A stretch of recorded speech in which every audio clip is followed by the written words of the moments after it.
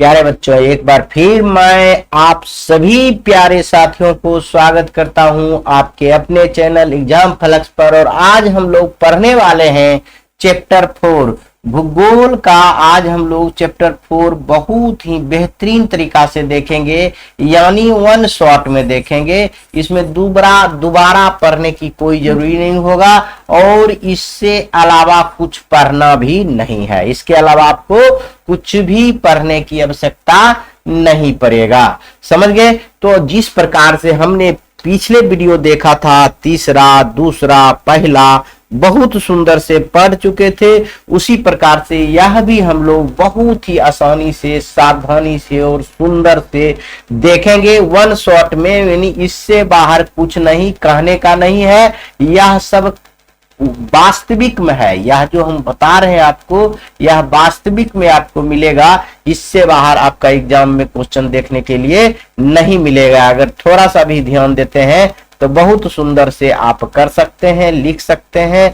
आप थोड़ा सा, ज्यादा की बात नहीं कर रहे हैं, थोड़ा सा इसमें हम आपका, अगर मेरे साथ आप चलिए, नोट बनाते रहिए, तो हम गारंटी लेंगे कि आप जरूर ही अव्वल आएंगे, इसमें कोई भी शक नहीं है। देरी ना करते हुए हम लोग आते हैं अपने चैप्टर पर। और उससे पहले मां सरस्वती से कृपा से मैं मनाता हूं कि आप लोग बहुत ही खुश होंगे, तंदुरुस्त होंगे।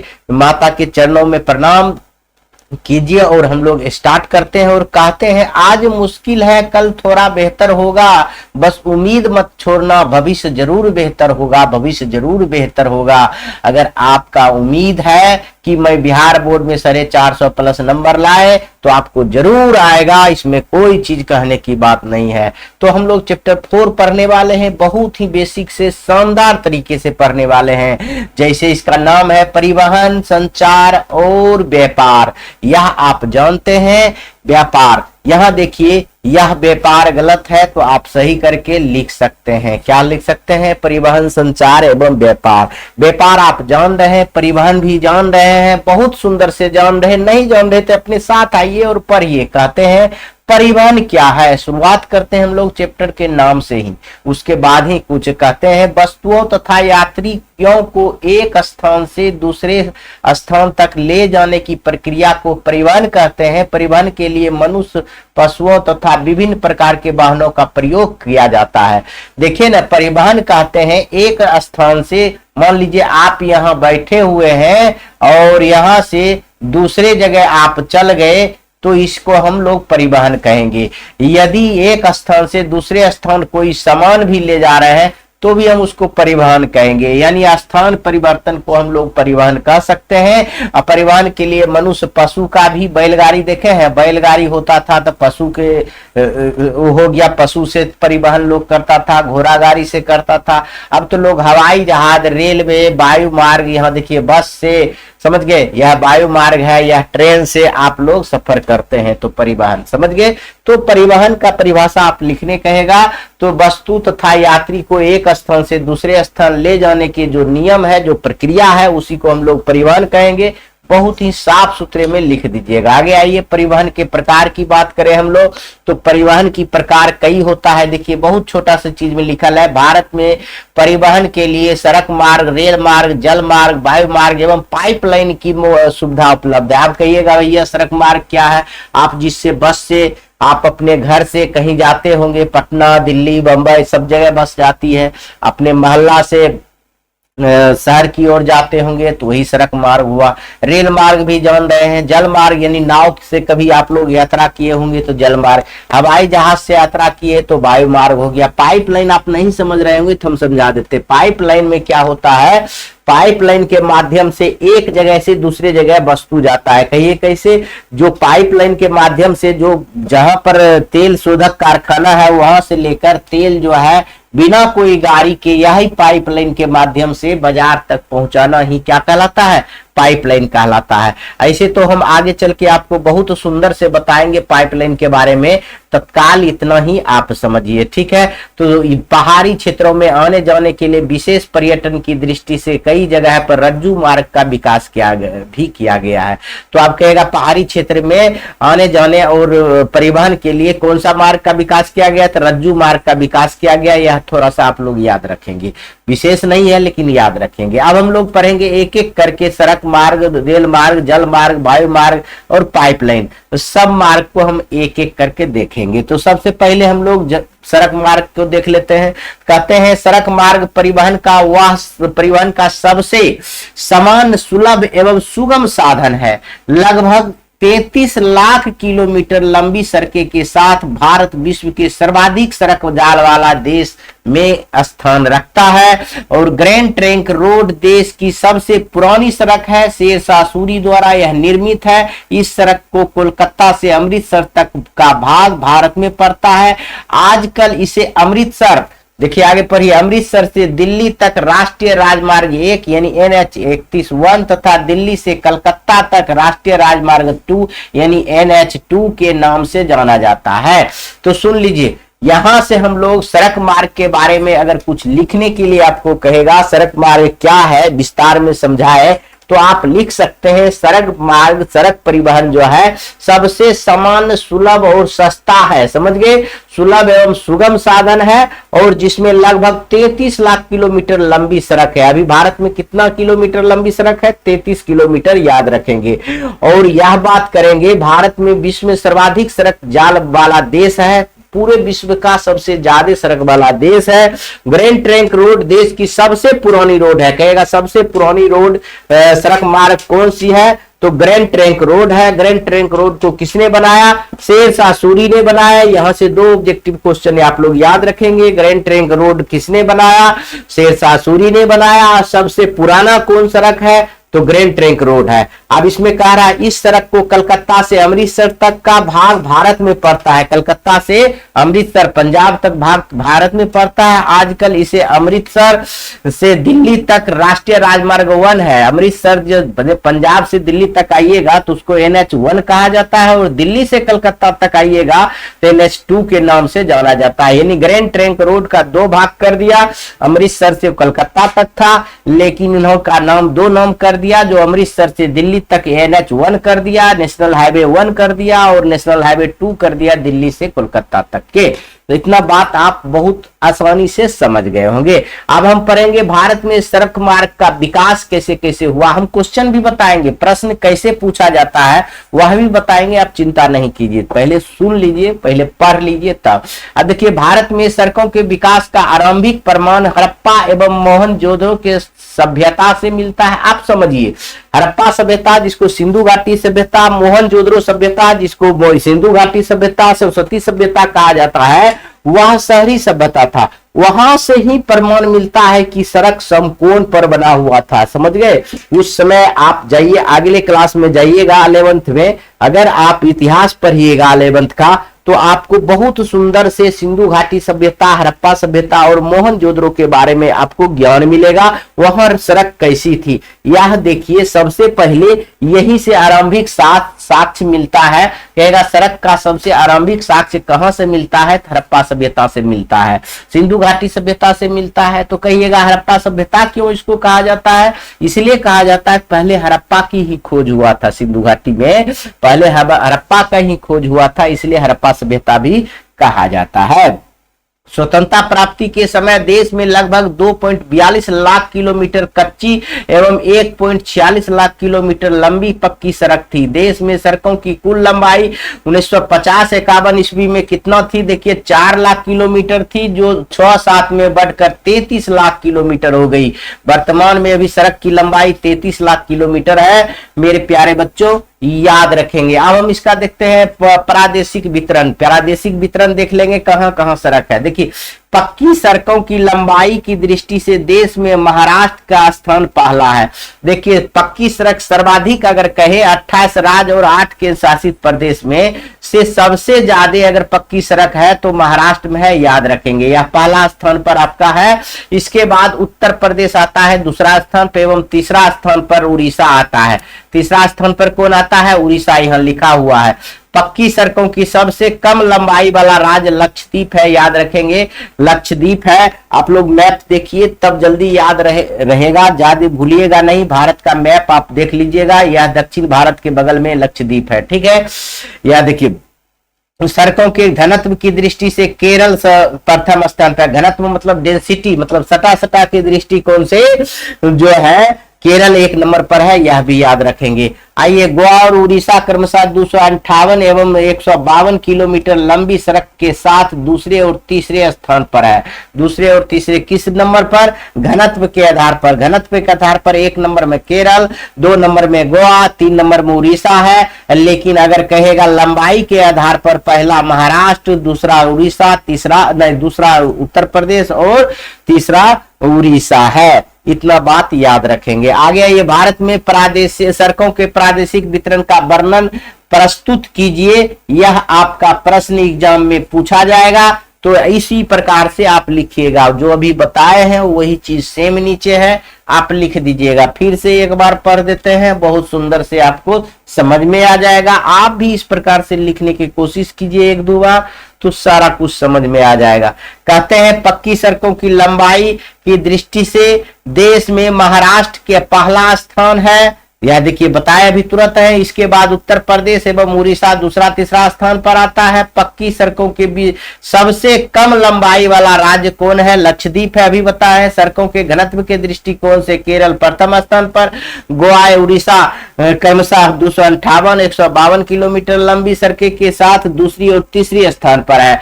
सड़कों का प्रकार भी इसमें लिख देंगे। तो सड़कों का प्रकार यह देखिए 5 प्रकार का होता है, यहाँ 4 प्रकार का हम एक और लिख देते हैं। सीमांत सड़कें क्या है? सीमांत सड़कें भी होता है, जो सीमा पर होता है, सीमांत सड़कें भी हम लोग बताएंगे। तो नागपुर सड़क की योजना के द्वारा पहली बार देश में सड़कों के 4 प्रकार से बांटा गया है। तो हम यहाँ 4, नागपुर में 4 बांटा गया, लेकिन एक अलग से पढ़ेंगे, इसको हम 5 कह सकते हैं। 5 भागों में बांटा गया है, यह समझिए। सड़क का प्रकार कितना है? 5। पहला राष्ट्रीय राजमार्ग, जिसको आप नेशनल हाईवे कहते हैं। राज्य राजमार्ग, जिसको स्टेट हाईवे कहते हैं। जिला सड़कें, जिसका डीआर कहते हैं, डिस्ट्रिक्ट रोड। ग्रामीण सड़कें, जिसका जीआर कहते हैं। बस सीमांत सड़कें, जिसका बॉर्डर रोड कहते हैं। समझ गए? तो यह सब के बारे में हम लोग डिटेल से लिख देंगे। यहाँ आपको थोड़ा लिखना है, 5-6 नंबर का सवाल रहेगा, तो थोड़ा थोड़ा आपको इसमें लिखना होगा, इसलिए समझिए। समझ गए? तो यहां लिख दीजिएगा सड़क के बारे में थोड़ा सा कि कौन नंबर 1 है लंबाई के दृष्टि से और घनत्व के दृष्टिकोण से। उसके बाद प्रकार में थोड़ा थोड़ा लिख दीजिएगा, यह 4 प्रकार के 5 प्रकार का होता है। उसके बाद राष्ट्रीय राजमार्ग के बारे में थोड़ा सा लिखिएगा। राष्ट्रीय राजमार्ग देश के विभिन्न भाग प्रांत आपको जोड़ने में क्रम करता है। देखिए राष्ट्रीय राजमार्ग जो है राज्य के दोनों राजधानी के जोड़ने का काम करता है, यह भी लिख सकते हैं। ये देश के एक छोर से दूसरे छोर तक फैली हुई है। राष्ट्रीय राजमार्ग 7 देश का सबसे लंबा राष्ट्रीय राजमार्ग है। आप याद करेंगे कौन सा NH सबसे लंबा है, तो आप NH7 याद रखेंगे। NH7 देश के सबसे लंबा राजमार्ग है। इस राजमार्ग की लंबाई 2369 किलोमीटर है। कितना है? 2369 किलोमीटर है। राष्ट्रीय राजमार्ग पर गाड़ियां तीव्र गति से चलती है, जिससे कारण दुर्भाग्यवश दुर्घटना हो जाती है। अतः सुरक्षा एवं प्राथमिकी उपचार के लिए इस मार्ग पर यत्र तत्र आपातकालीन बॉक्स लगाए गए हैं। समझ गए? NH पर आपातकालीन बॉक्स भी लगाए गए हैं। तो राज्य राजमार्ग को देख लेते हैं।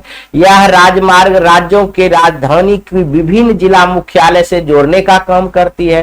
राज्य वाला राज्य सड़क क्या होता है? विभिन्न जिला मुख्यालय से जोड़ने का काम करता है, क्योंकि राज्य से छोटा तो जिला ही होता है। इन सड़कों का निर्माण का दायित्व राज्य सरकारों की होती है। देश में ऐसे सड़कों का लंबाई कुल सड़कों का 4% है। ये सड़कें राष्ट्रीय राजमार्गों से भी जुड़ा हुआ रहता है, मतलब NH से भी यह सड़कें स्टेट हाईवे, नेशनल हाईवे से भी जुड़ा हुआ रहता है। जिला सड़कें के बारे में देख लीजिए। 75 जिला सड़कें राज्यों के विभिन्न जिले मुख्यालयों एवं शहरों को मिलाने का काम करती है। देश के कुल सड़कों में इसका हिस्सा 14% है। इन सभी सड़कों के रख रखाव की जिम्मेदार राज्य सरकार की होती है। जिला सड़कें भी राज्य सरकार, राज्य सड़कें को भी राज्य सरकार। यहाँ देखें ना, राज्य राजमार्ग भी राज्य सरकार देखती है। ग्रामीण सड़कें के देख लीजिए, ये सड़कें विभिन्न गांव के एक दूसरे से मतलब विभिन्न गांव को गांव से मतलब एक दूसरे से जोड़ने का काम करती है। गांव को गांव से जोड़ने का काम करती है, यानी गांव को प्रखंड से जोड़ने का काम करती है, उसे ग्रामीण सड़क कहेंगे या भी कह सकते हैं। इसके अंतर्गत देश के कुल सड़कों का 80% भाग है, मतलब सबसे ज्यादा ग्रामीण सड़क ही है जो गांव टोला मोहल्ला को जोड़ने का काम करती है। इन सड़कों का विकास प्रधानमंत्री सड़क योजना के अंतर्गत किया जा रहा है।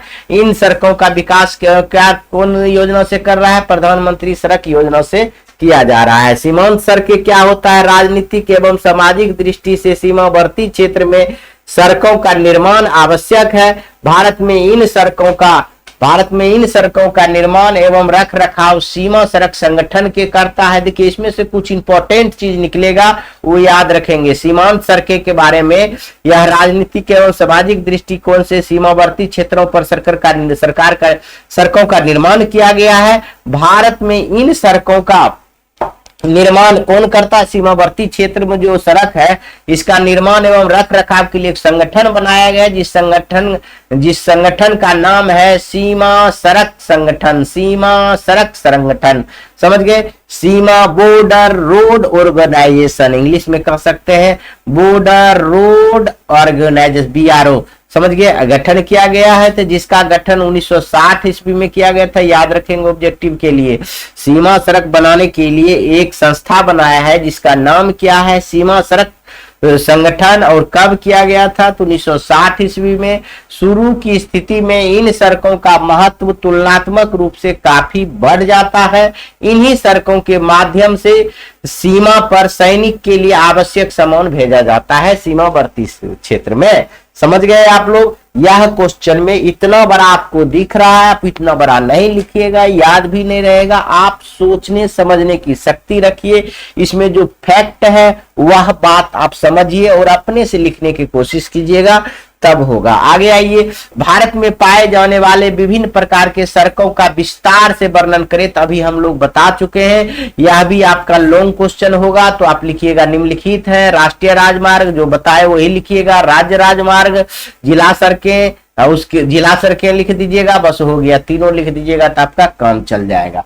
उसके बाद देखिए वही सब आप ग्रामीण सड़कें भी है, चारों लिख दीजिए, सीमांत सड़कें छोड़ दीजिएगा, ठीक है। तो यह चल जाएगा, आपका 5 नंबर मिल जाएगा। अब हम सड़क मार्ग के बाद रेल मार्ग देखने वाले हैं। अब क्या देखने वाले हैं? रेल मार्ग देखेंगे बहुत सुंदर से। भारत में रेल परिवहन का विकास 16 अप्रैल 1853 ईस्वी से माना जाता है। कब से माना जाता है? कहेगा भारत में रेलवे का शुरुआत कब हुआ? तो 16/4/1853 ईस्वी में हुआ था, याद रखेंगे। जब पहली बार मुंबई से थाना के बीच 34 किलोमीटर की लंबाई में रेलगाड़ी चली, तो इसके बाद ईस्ट इंडिया कंपनी ने अपने लाभ के उद्देश्य से रेल का जाल बिछा दिया। समझ गए? यह लाभ के उद्देश्य से जाल बिछाया कि उसका सामान इधर से उधर जाए, जल्दी ही बंदरगाह तक पहुंचे, मुंबई बंदरगाह से, तब ताकि वहां से सारा सामान इंग्लैंड भेजा जा सके। समझ गए? नाव के यात्रा, समुद्र के रास्ते से।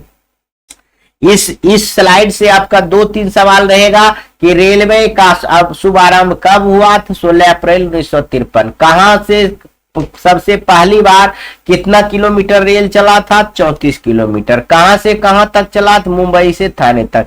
और किसने चलाया था? तो ईस्ट इंडिया कंपनी ने अपने लाभ के उद्देश्य से चलाया गया था। समझे? बिछाने पर जोर दिया। स्वतंत्रता प्राप्ति के बाद भारत सरकार ने भी इसके विकास पर पर्याप्त ध्यान दिया है। फलता 1947-48 में रेल मार्गों को कुल लंबाई रेल मार्गों की कुल लंबाई लगभग 54,000 किलोमीटर से बढ़कर 2006-07 में लगभग 63,327 किलोमीटर हो गई है। आपको यह फैक्ट याद रखना है तो रखिएगा। मतलब आजादी के समय 54,000 किलोमीटर था, लेकिन अभी वर्तमान 2006-07 में 63,327 किलोमीटर लगभग हो गया है। समझ गए? 63,500 किलोमीटर तक का हो गया। अब भारतीय रेलवे के 16 जोन में बांटा गया है। आप यह 16 जोन का मुख्यालय याद रखेंगे तो 1 नंबर पक्का है। उत्तर रेलवे का मुख्यालय दिल्ली है, पूर्व रेलवे का मुख्यालय कलकत्ता है। तो आपको इस प्रकार से पूछा जाएगा, पश्चिमी रेलवे का मुख्यालय चर्च गेट मुंबई है, तो आप कहाँ है, तो आप कहिएगा चर्च गेट मुंबई। जैसे पूछ देगा दक्षिण रेलवे का मुख्यालय कहाँ है, चेन्नई, तो मध्य रेलवे का मुंबई सेंट्रल, पूर्वोत्तर रेलवे का गोरखपुर, पूर्व मध्य रेलवे का हाजीपुर। यह तो अपना बिहार वाला है, आपको याद रखना होगा VVI रूप में, समझ गए। इसको मोस्ट VVI कर लीजिए, यानी महत्वपूर्ण कर लीजिए, समझ गए। क्योंकि आप कहेगा पूर्व मध्य रेलवे का मुख्यालय कहाँ है, तो हाजीपुर। उत्तर पूर्वी सीमांत रेलवे का मालीगांव गुवाहाटी, दक्षिण मध्य रेलवे का सिकंदराबाद, दक्षिण पूर्व रेलवे का कोलकाता, पूर्वी तटबंधवर्ती रेलवे का भुवनेश्वर, उत्तर मध्य रेलवे का इलाहाबाद, उत्तर पश्चिम रेलवे का जयपुर, दक्षिण पूर्व मध्य रेलवे का कितना, बिलासपुर। 2 और होगा, 16 बताए थे। दक्षिण पश्चिम रेलवे का हुगली और पश्चिम मध्य रेलवे का जबलपुर। आप 2-3 बार लिखेंगे, पढ़ेंगे तो आपका उम्मीद याद हो जाएगा। विशेष करके जो इंपॉर्टेंट है वह तो जरूर अपना बिहार वाला याद रखिएगा, पूर्व मध्य रेलवे का मुख्यालय हाजीपुर है। आगे हम समझेंगे भारतीय रेल परिवहन की प्रमुख विशेषता का उल्लेख कीजिए, तो हम पढ़ चुके हैं, लिख सकते हैं। भारतीय रेल परिवहन की प्रमुख विशेषता निम्नलिखित है। क्या हो सकता है, देखिए, तीव्र गति से चलने वाली राजधानी एक्सप्रेस एवं शताब्दी एक्सप्रेस ट्रेन की परिचालन 2 महानगरों के बीच किया जाता है, इसका विशेषता है। क्या गुण नहीं है, या तो आपका गुण हो गया। दूसरा गुण इसका लिखिएगा, छोटे शहरों को महानगर एवं बड़े शहरों को जोड़ने के लिए जन शताब्दी एक्सप्रेस गाड़ियां चला जा रही है, यह भी इसका गुण हुआ, विशेषता हुआ। 1 अगस्त 1947 से रेल मंत्रालय ने रेल यात्री बीमा शुरू किया गया है। देखिए, इससे पहले होता था कि आजादी के पहले बीमा नहीं होता था, ट्रेन दुर्घटना होता था तो उसको कोई फायदा नहीं दिया जाता था। लेकिन अभी वर्तमान में अगर आप टिकट कटा कर जा रहे हैं तो रेल दुर्घटना होता है तो मृत्यु के होने पर 10 लाख रुपया दिया जाता है, अपंगता होने पर 1 लाख रुपया तक दिया जा सकता है। आपको बीमा कर लिया जाता है पहले ही रिजर्वेशन करने वक्त। आगे आइए, ये सब विशेषता है रेलवे के। कोलकाता से दिल्ली में मेट्रो, कोलकाता और दिल्ली में मेट्रो रेल सेवा के तहत भूमिगत रेलवे सेवा दी जा रही है। यानी कहने का मतलब है दिल्ली और कोलकाता में मेट्रो ट्रेन है, मेट्रो चलती है जो जमीन के अंदर चलती है। भूमिगत मतलब जमीन के अंदर चलती है। तो सबसे पहले कोलकाता में मेट्रो ट्रेन हुआ, उसके बाद दिल्ली में, अभी तो वर्तमान में पटना भी चलने लगा है, या इसको भी आप कह सकते हैं, समझ गए। रेल परिसंपत्ति एवं रेल यात्री की सुरक्षा के लिए GRPF की व्यवस्था की गई है। प्रत्येक स्टेशन पर GRP थाना होता है, इसलिए कि रेल संपत्ति और रेल यात्री की सुरक्षा कर सके। पूर्वोत्तर राज्य में मेघालय एक ऐसा राज्य है जहां रेल मार्ग नहीं है। अब यह भी एक समझिए लिखा गया है, तो आप याद रखेंगे, काहे कि आपको पूछा जाएगा कि बताओ भारत का कौन सा ऐसा राज्य है जहां रेल मार्ग नहीं है, तो आप कह सकते हैं मेघालय है। बहुत सुंदर से कह सकते हैं। भारतीय रेल प्रणाली एशिया की सबसे बड़ी तथा विश्व की तीसरी बड़ी रेल प्रणाली है। एशिया का सबसे बड़ी है लेकिन विश्व का ये तीसरा है, समझ गए।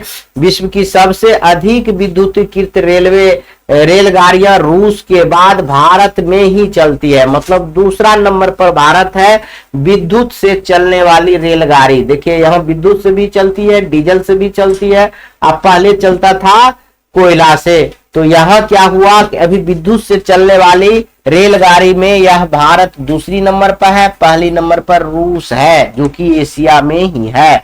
अब हम लोग समझेंगे पाइपलाइन। अब हम समझेंगे भारत में पाइपलाइन।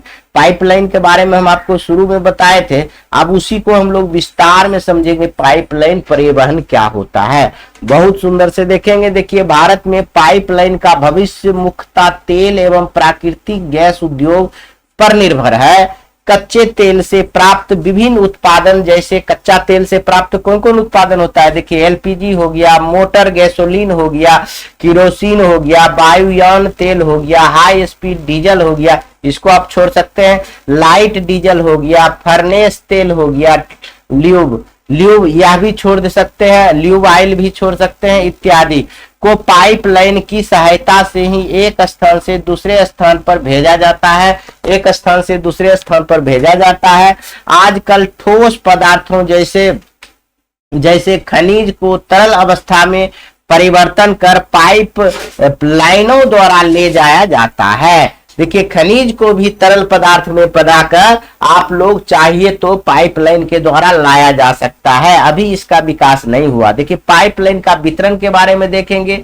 भारत में पाइपलाइन मुख्यतः दो भागों में बांटा गया है, तेल पाइपलाइन, गैस पाइपलाइन। जिसमें तेल बहता है उसे तेल पाइपलाइन कहते हैं, जिसमें गैस को परिवहन होगा उसे गैस पाइपलाइन कहेंगे। आप देखिए, उसी का क्वेश्चन आ गया जो अभी पढ़े हैं, उसी का क्वेश्चन के माध्यम से लिख दीजिएगा। भारत में पाइपलाइन परिवहन का वर्णन करें तो आसानी से लिख दीजिएगा। देश में कच्चे तेलों का उत्पादन क्षेत्रों में शोधनशालाओं तथा देखिए, जो कच्चा तेल का वो उत्पादन जहां होता है, जैसे खद्यान से निकाला जाता है, जैसे मुंबई हाईवे में आपको बताए थे, वहां से तेल निकाला जाता है, वहां से शोधनशाला लाया जाता है। जैसे बिहार में भी है वो शोधनशाला, जिसको रिफाइनरी कहते हैं, बरौनी में, वहां तक लाया जाता है तथा शोधनशाला से जैसे बरौनी से तेल उत्पादन उसको शुद्ध करके बाजार तक पाइपलाइन के माध्यम से भेजा जाता है। शोधशालाओं में कच्चे तेल से प्राप्त विभिन्न उत्पाद जैसे LPG gas, motor gasoline, naphtha, kerosene, वायुयान तेल, high speed diesel, light diesel, furnace तेल, ल्यूब ऑयल इत्यादि को पाइपलाइनों की सहायता से एक स्थान से दूसरे स्थान तक भेजा जाता है। इतना बात लिख देंगे तो काफी है, बहुत छोटा है, 4 लाइन का है, आराम से लिख सकते हैं। तो देखिए, इसमें पाइपलाइन परियोजना हम बहुत कम बताए हैं। भारत में पाइपलाइन क्या है यह बहुत आसानी से बता सकते हैं।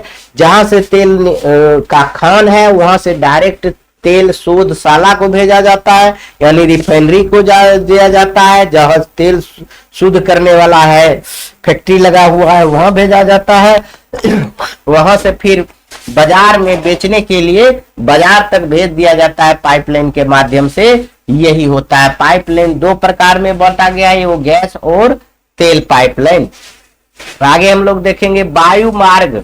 अब हम देखेंगे वायु मार्ग के बारे में देख लेते हैं। वायु मार्ग भी एक बहुत सुंदर परिवहन है। देखिए, वायु मार्ग परिवहन का सबसे तीव्र, आधुनिक एवं महंगा साधन है। वायु मार्ग से आप बहुत जल्दी कहीं जा सकते हैं तीव्र गति से, लेकिन यह क्या है, महंगा है। क्या है, महंगा साधन है। लंबी दूरी को आरामदायक एवं सुखद यात्रा कम समय में इसके द्वारा संभव है।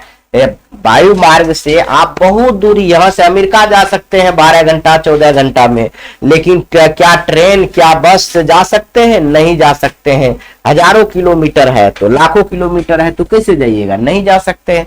तो वही कहता है, इससे सुगम होता है, थोड़ा सा महंगा होता है। देश में वायु परिवहन का प्रारंभ 1911 में हुआ। कहेगा कि वायु जो है, हवाई जहाज उड़ने का काम कब शुरू किया गया था? तो 1911 ईस्वी में हुआ था। जिस प्रकार से रेलवे का शुरुआत तो आपको बताए थे 1853 ईस्वी में, उसी प्रकार से यह भी याद रखिएगा 1911 ईस्वी में वायुयान का पहली उड़ान भरा था। कहां से कहां तक?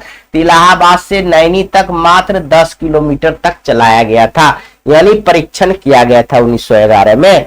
तो छोटी सी दूरी के लिए उड़ान हुआ था। यह उड़ान डाक ले जाने के लिए किया गया था। यह उड़ान किस लिए किया गया था? डाक ले जाने के लिए किया गया था। तो 1933 ईस्वी में इंडियन नेशनल एयरवेज की स्थापना की गई। इसके 20 साल के बाद 1933 ईस्वी में इंडियन नेशनल एयरवेज की स्थापना की गई। इसका मुख्यालय दिल्ली को बनाया गया। इंडियन एयरवेज, नेशनल एयरवेज का मुख्यालय कहाँ है? दिल्ली है। स्वतंत्रता प्राप्ति के बाद 1947 ईस्वी के आरंभ तक देश में 21 विमान कंपनियां वायु परिवहन का कार्य करने लगा। स्वतंत्रता प्राप्ति हुआ ने 1947 में, उस समय तक लगभग 21 को कंपनी ने वायु परिवहन का काम करने लगा भारत में। समझ गए? तो 8 सितंबर 2005 ईस्वी में इंडियन एयरलाइंस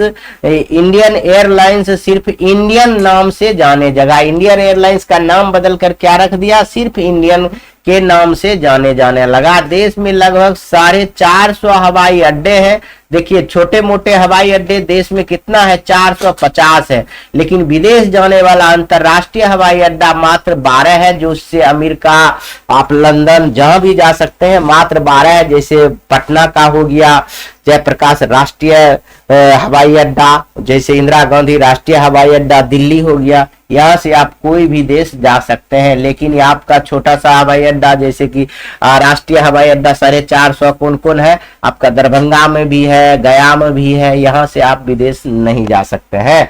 राष्ट्रीय में ये हुआ, अंतरराष्ट्रीय हवाई अड्डा मात्र देश में कितना है, 12 है। तो अब हम लोग जल मार्ग के बारे में देख लेते हैं, वायु मार्ग भी हम लोग देख लिए। जल मार्ग में देखिए जहाज के द्वारा एक जगह से दूसरे जगह आदमी और वस्तु को ले जाया जाता है, उसे हम जल मार्ग कहते हैं। यानी नाव के द्वारा, यानी जल मार्ग परिवहन का एक प्राचीन माध्यम रहा है, मतलब सबसे पुराना जो है ना जल ही मार्ग है। पहले ना तो हवाई जहाज था, ना ही ट्रेन था, ना ही बस था, तो सबसे पहले लोग जल मार्ग से ही एक जगह से दूसरे जगह जाते थे। तो वही कह रहा है, इसलिए यह प्राचीन माध्यम है। जल मार्ग दो प्रकार के होते हैं, आंतरिक जल मार्ग और अंतरराष्ट्रीय जल मार्ग। आंतरिक जल मार्ग उसको कहते हैं जो देश के अंदर जाया जा सके, जैसे इलाहाबाद से पटना आ सकते हैं गंगा नदी के द्वारा, इसको आंतरिक जल मार्ग कहेंगे। लेकिन मुंबई के बंदरगाह से लेकर सऊदी अरब, अमेरिका, लंदन, दक्षिण अफ्रीका आप जाइएगा तो उसको अंतरराष्ट्रीय जल मार्ग कहेंगे। समझ गए? नहीं समझे तो आगे इसका विस्तार में दिया गया है, वह समझाते हैं। आंतरिक जल मार्ग के अंतर्गत मुख्य रूप से नदियां, नहरों तथा झीलों में उपयोग किया जाता है, छोटा छोटा में, समझ गए। लेकिन देखिए उपयोग किया जाता है। भारत में 5 आंतरिक मार्ग को राष्ट्रीय राजमार्ग घोषित किया गया है, ये जल मार्ग है। अब देखिए भारत में जो है ना आंतरिक जल मार्ग जो है ना 5 गो उसको राष्ट्रीय जल मार्ग को घोषित किया गया है, अंतरराष्ट्रीय नहीं, राष्ट्रीय सिर्फ अपना देश में चलेगा, समझ गए ना।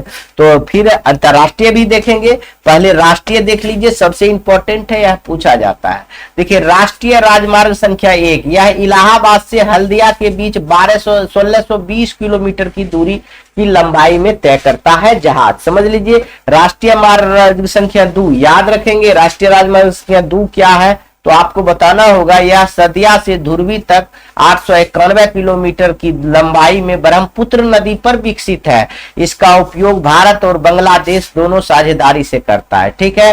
राष्ट्रीय राजमार्ग 3 कोकल से कोट्टापुरम 205 किलोमीटर लंबा यह राजमार्ग चंपाकारा एवं उद्योग मंडल नगरों सहित पश्चिमी घाट तक यह नहर विकसित है। आप बहुत सुंदर से याद कर सकते हैं। चौथा भी देख लीजिए, राष्ट्रीय राजमार्ग संख्या 4, यह गोदावरी कृष्णा नदी के सहारे 1095 किलोमीटर में फैला हुआ राजमार्ग है। पुदुचेरी कई नारा नहर के सहारे यह जल मार्ग आंध्र प्रदेश, तमिलनाडु और पुदुचेरी में फैला है। देखिए आंध्र प्रदेश, तमिलनाडु और पुदुचेरी, तमिलनाडु में ही पुदुचेरी है, तटीय है, तो समझिए केंद्र शासित प्रदेश है, यहां तक यह जल मार्ग संख्या 4 फैला हुआ है। 5 देखिए राष्ट्रीय जल मार्ग संख्या 5, यह जल मार्ग उड़ीसा राज्य में ईस्ट कोस्ट कनाल, मताई नदी, ब्राह्मणी नदी एवं महानदी डेल्टा के सहारे 623 किलोमीटर की लंबाई में विकसित किया गया है। अभी देखिए फैक्ट है, आप थोड़ा सा याद कर लीजिएगा, हम उसको आपको बोलते रहेंगे तो समय भी ज्यादा लगेगा, और आपको याद करना होगा तो लिख लिख के ही याद कीजिएगा तो बहुत सुंदर से याद होगा।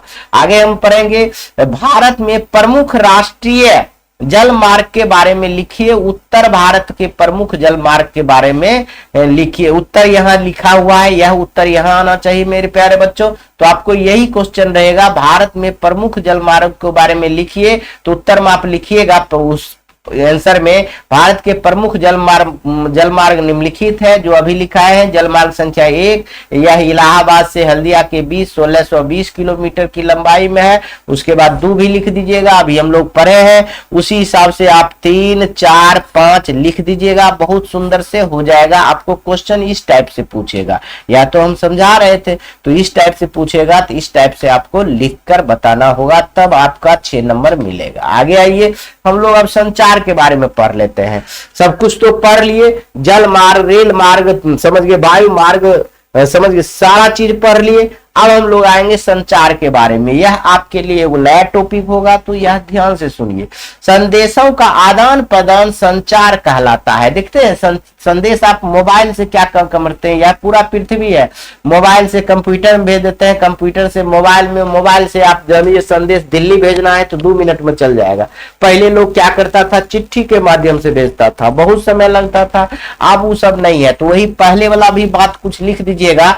प्राचीन काल में जहां ताली बजाकर, ढोल बजाकर, आग जलाकर या फिर अन्य तरह से संदेश पहुंचाया जाता था, वही मध्य काल में तेजी से दौड़ने वाला व्यक्ति, देखिए सबसे प्राचीन काल में कहेगा कैसे संदेश पहुंचाया जाता है, तो उसमें ढोल बजाकर, आग लगाकर या अन्य तरीका से संदेश पहुंचाया जाता था। लेकिन मध्य काल में तेज दौड़ने वाले व्यक्ति को कबूतर, तेज दौड़ने वाले व्यक्ति को ही संदेश पहुंचाने के लिए दिया जाता था, गाड़ी घोड़ा तो था नहीं। और क्या करता था, कबूतर के द्वारा भी संदेश पहुंचाया जाता है, ये था। इसमें समय भी बहुत लगता था। अब आदमी दौड़ के जाएगा तो समय तो लगबे करेगा, लेकिन आधुनिक समय में संचार के कई साधन विकसित किए गए हैं। ऐसे भी साधन विकसित किए जा रहे हैं जिसके द्वारा बड़े जनसमूह को एक साथ संदेश भेजना संभव हो गया है। अभी आप देखते हैं आपके सभी के मोबाइल में देखेंगे कभी कभी कि आएगा कि 2 घंटा के बाद वर्षा होने वाला है। कंपनी वाला चाहेगा तो एक साथ सारा को मैसेज भेज देता है, समझ गए। तो अभी यह बात संभव है, यह सब बात पहले संभव नहीं था। यही चीज संचार है, यानी संदेशों का आदान प्रदान करना ही संचार कहलाता है। इतना बात याद रखेंगे। भारत में संचार सुविधा के बारे में हम लोग विस्तार से देखते हैं, तब क्वेश्चन आंसर भी देखेंगे। भारत में संचार के प्राय सभी साधन अथवा सुविधाएं उपलब्ध है। दो बार हो गया। सर्वप्रथम ईस्ट इंडिया कंपनी के द्वारा 1837 ईस्वी में डाक सेवा प्रारंभ की थी। सबसे पहले कौन सा सेवा शुरू किया था, डाक सेवा शुरू किया था। भारतीय डाक सेवा न केवल कंप्यूटरीकृत हो चुकी है, डाक विभाग ने अपनी पत्र वितरण कार्य तेजी और सुधार लाने के लिए पूरे देश को लिख सकते हैं, पूरे देश को 8 डाक क्षेत्रों में बांटा है। और 6 अंक वाले इस अंक में पहला अंक, 6 अंक का पिन होता है ना, जैसे कि कुछ भी लिखिए, जैसे पटना के 80040, देखिए 2 4 6, तो यहाँ 401 लिखिए, 8401, यह पटना का कोड हो गया, पटना का कोड है। तो आप समझिए पिन कोड 6 अंक में क्या क्या रहता है याद रखिएगा। तो इसमें पहला जो होता है इसका जोन को दर्शाता है, ये जो 8 है क्या दर्शाता है, जोन को दर्शाता है, समझ गए। तो 8 क्षेत्रों में बांटा गया तो पहला जोन, बाद के अंक उप जोन को दर्शाता है, बाद में जो 0 है उप जोन को दर्शाता है। और अंतिम 3 अंक जो है, यह जो 3001 बचा है, यह 3 अंक है गंतव्य डाकघर के लिए निर्धारित किए जाते हैं, पिन कोड कहलाता है। इसी को हम लोग पिन कोड कहता है। कहेगा पिन कोड किसे कहते हैं, यह 6 अंक वाली से लेकर यहां तक आप उतार सकते हैं। बिहार और झारखंड का पिन कोड संख्या 8 में शामिल है। बिहार झारखंड का जो भी पिन कोड है उसका जोन 8 में रखा गया, इसलिए बिहार और झारखंड का कोई भी पिन लीजिएगा तो उसको 8 जरूर रहेगा, चाहे कोई भी जिला रहे, रोहतास, सासाराम, जहां भी, बक्सर, पटना, खगड़िया, बेगूसराय, समस्तीपुर, दरभंगा, किसी का भी रहे, उसका शुरुआत 8 से होगा, समझ गए। तो आ गया ये डाक विभाग अपनी सेवा में सुधार करते हुए तथा डाक वितरण में तेजी लाने के लिए 6 डाक चैनल की भी सुविधा दे रखा है। इसे राजधानी चैनल, कौन कौन चैनल है, राजधानी channel, metro channel, green channel, पत्रिका एवं दस्तावेज चैनल, भारी चैनल एवं व्यापार चैनल भी कहा जाता है। यह सब चैनल भी डाक विभाग लाया है इसलिए कि वह तेजी ला सके पत्र वितरण में, ठीक है। उसी चीज को आप फिर से आप लिख दीजिएगा।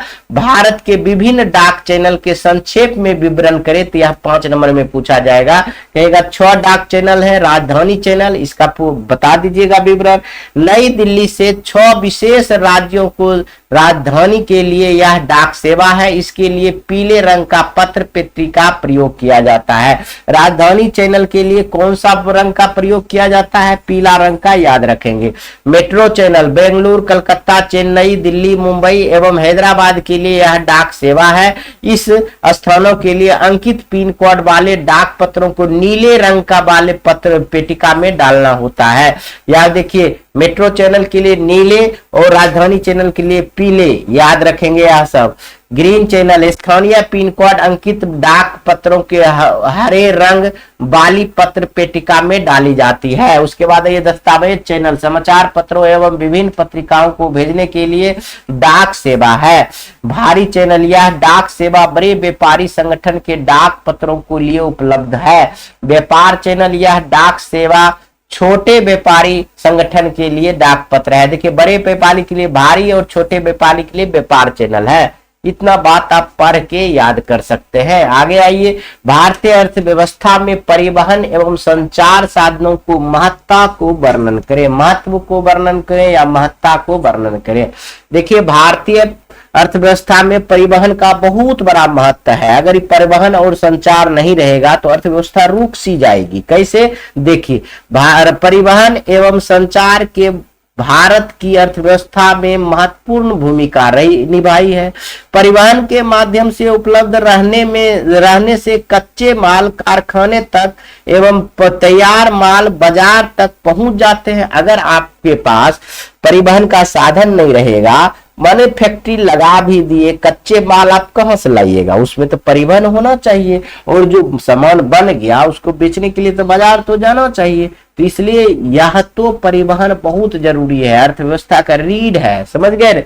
तो संदेशों का आदान प्रदान संचार कहलाता है। प्राचीन काल में जहां ताली बजाकर, ढोल बजाकर, आग लगाकर जाया जाता था, वही मध्य काल में तेज दौड़ने वाले व्यक्ति कबूतर के द्वारा संदेश भेज दिए जाते थे।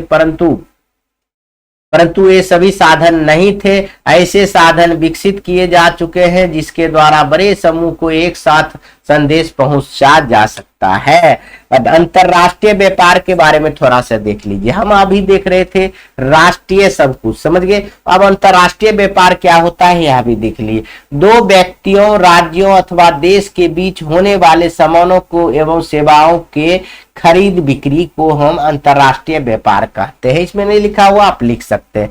दो राज्यों यानी दो देशों के बीच जो अपना सामान को आदान प्रदान करता है उसे हम क्या कहते हैं? अंतरराष्ट्रीय व्यापार कहते हैं। इसको हटाकर आप लिख सकते हैं। ठीक है, जब यह व्यापार दो या दो से अधिक देशों के मध्य होता है तब उसको अंतरराष्ट्रीय व्यापार कहते हैं। वर्तमान समय में विश्व के सभी देश अंतरराष्ट्रीय व्यापार पर निर्भर करता है। वर्तमान समय में लगभग सभी देश दूसरे देश से आदान प्रदान करता है, या तो आयात करता है कुछ या तो निर्यात करता है, लेकिन करता जरूर है। समझ गए? भारत में अंतरराष्ट्रीय व्यापार के बारे में हम लोग पढ़ेंगे। स्वतंत्रता प्राप्ति के बाद देश में औद्योगिक एवं सामाजिक आर्थिक विकास तेजी से हुआ है। भारत में अंतरराष्ट्रीय व्यापार 1950-51 में 1214 करोड़ रुपए का था, जबकि 1990 में यह कह सकते हैं 90-91 में 75,751 करोड़ रुपए तथा 2007-8 में 1,60,50,000। देखिए, इकाई, दहाई, सैकड़ा, हजार, 10,000, लाख, 10 लाख, 16 ये लाख है, 16,05,022 करोड़ रुपए हो गया है। कितना अंतरराष्ट्रीय व्यापार में वृद्धि हुआ, देख रहे हैं ना, बहुत ज्यादा। तो आपका क्वेश्चन पूछा जाएगा, भारत की निर्यात एवं आयात वाली वस्तु का उल्लेख करें, तो बहुत सुंदर से आप कह सकते हैं। अब चैप्टर लगभग लास्ट ही है, ये अंतिम लास्ट क्वेश्चन है, तो आप आराम से कह सकते हैं भारत की निर्यात वाली वस्तुएं यानी जो भारत मंगाती है वह वस्तु को याद रख सकते हैं। इंजीनियरिंग वाला सामान, पेट्रोलियम उत्पादन, रत्न, आभूषण, रासायनिक एवं संबद्ध उत्पादन, अयस्क एवं खनिज तथा अन्य सामान शामिल है। तो इतना याद नहीं रखिएगा, भारत कौन कौन चीज आयात करता है याद रखिएगा। पेट्रोलियम उत्पाद आयात करता है, रत्न, आभूषण, इंजीनियरिंग सामान और रसायन आयात करता है।